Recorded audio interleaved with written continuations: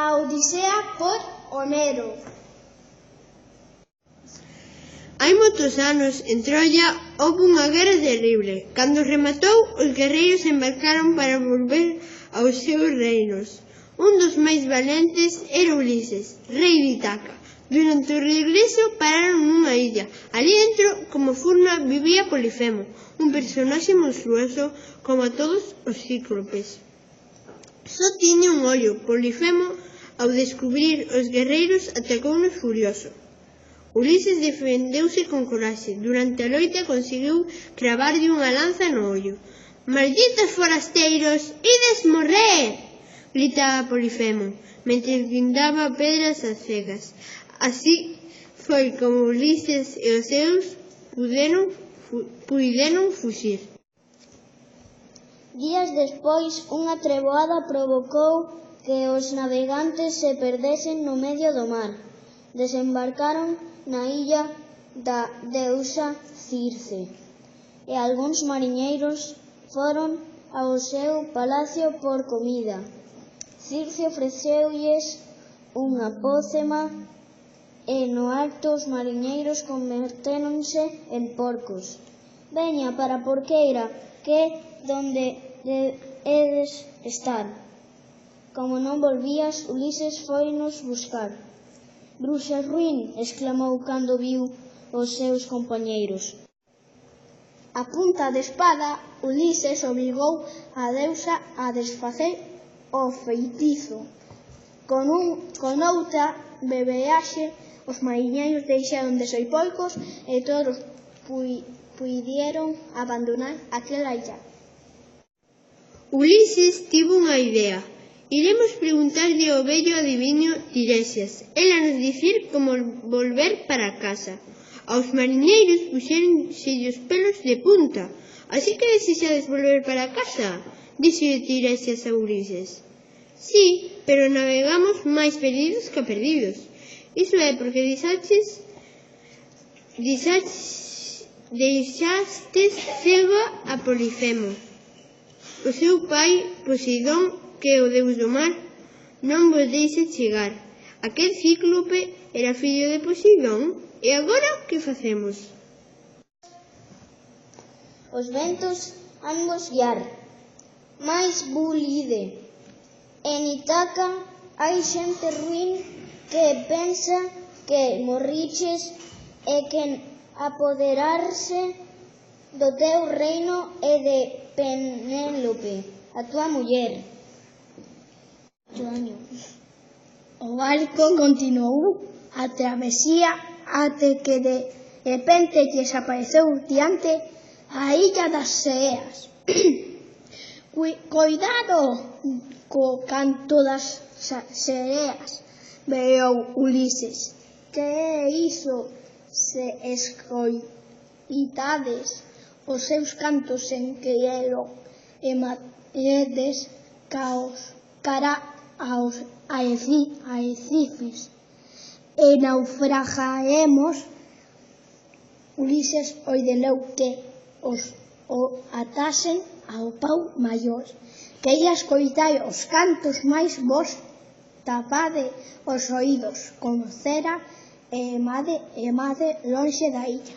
«Ven, Ulises, ven», cantaban as sereas, coas súas voces encantadoras.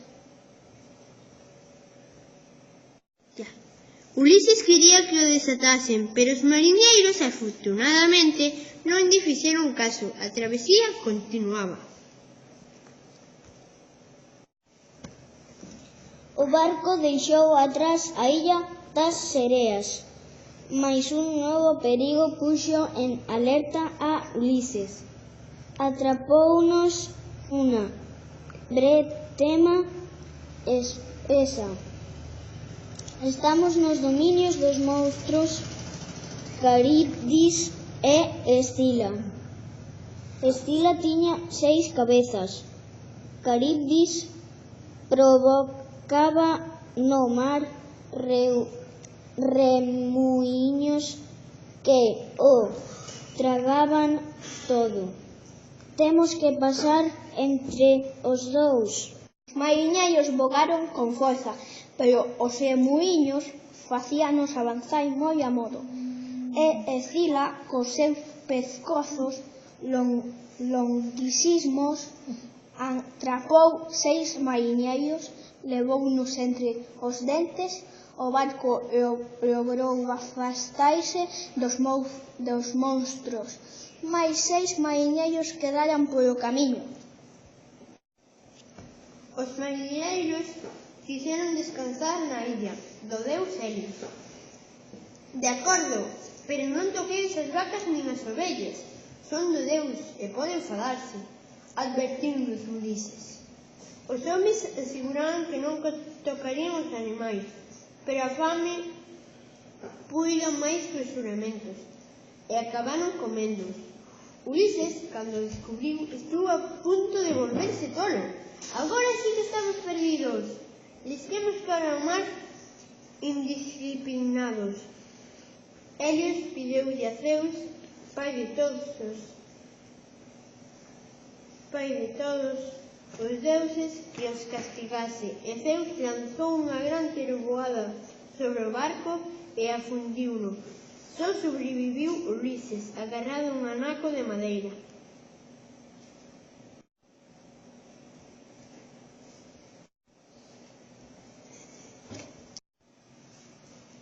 O mar levou a Ulises até a illa da ninfa Calipso.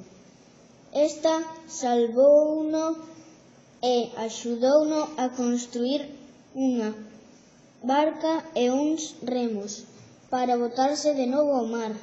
Déixate levar polos ventos favorables, Ulises. Os deuses han te guiar. Ulises obedeceu, pero Poseidón, o rei do mar, seguía enfadado.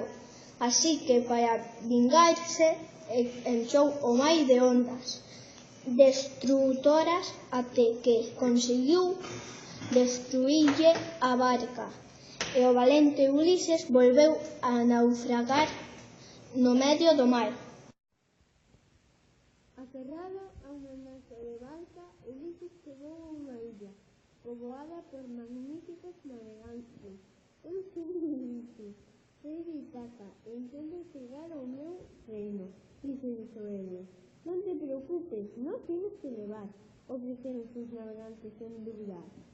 Con lágrimas nos ollos, Ulises confesou: a vosa hospitalidade éncheme de alegría, no meu reino sempre sereis benvidos. Despois dunhas xornadas de navegación, Ulises chegou por fin ao seu querido reino de Ítaca. Tiña moitas ganas de ver o seu fillo Telemaco e a súa muller Penélope. Pero cando Ulises se encontrou con Telémaco, o pobre nin sequera o coñeceu. Sonche eu, meu fillo, o teu pai por fin regresei de Troia. Aínda que a viaxe foi toda unha odisea, Telémaco, novo e busto, non cabía en sí de gozo. Os deuses escoitaron os meus logos, dixo entre os deuses escoitaron os meus logos, vagoas. Entón Telémaco construílle uns malfeitores, pretendían apoderarse do reino e da súa nai. O noso palacio é agora unha cova de ladróns. Só era posible unha resposta, pensou Ulises: facer xustiza. No palacio do rei de Ítaca, malfeitores e borrachóns andaban á volta de Penélope e non a deixaban vivir. Casa comigo, Penélope, que o teu Ulises xa non vai volver, dicían un. Non, muller, casa comigo, insistiu o outro. Cando remate a tea que estou a tecer, hei de dicir a quen de vos todos escollo como marido, afirmaba ela. Os pretendentes esperaban a súa decisión. Mais Penélope desfacía pola noite todo o que tecera durante o día. Non perdera nunca a esperanza de que o seu home Ulises volvese e con ese truco ia gañando tempo.